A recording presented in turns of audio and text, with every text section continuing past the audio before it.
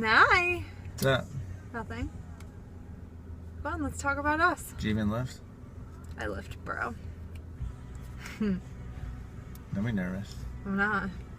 Nervous.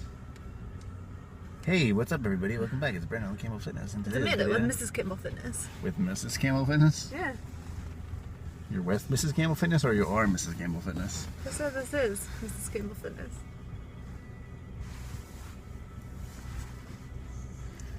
Why aren't you a handsome little guy? I'm not embarrassed.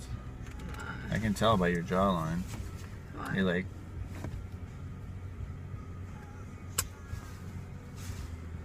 My hands are like greasy now.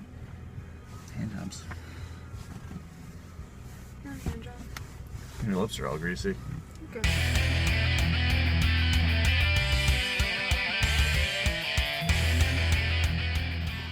Back in the gym with Mr. Campbell Fitness. So a little bit of a weird intro today, only because I forgot to record it. You guys have been asking about my girlfriend a lot more so recently since I mentioned her in the last vid. I figured I'd go ahead and throw her in here just a little bit.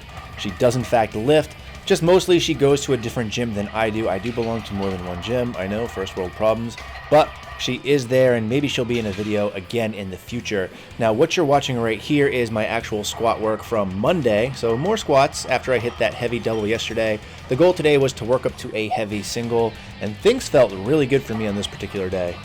So again, to fill you in on how this works, the program really has you work up to heavy singles, doubles, or triples, depending on what day it is. So it doesn't give you actual numbers, although I'm always trying to do better than the previous session. So this day, I felt like going for 500, and this is a lift I've been going for quite some time since restarting this program with high bar. And I actually got it pretty easily in my mind. I thought about increasing the weight, but again, I'm trying to take this slow and just manage small increments of increasing because I want to build that kind of positive momentum going forward. So from there, we dropped the weight 10% and then had to do 5 sets of 3. So that means we dropped it to 450.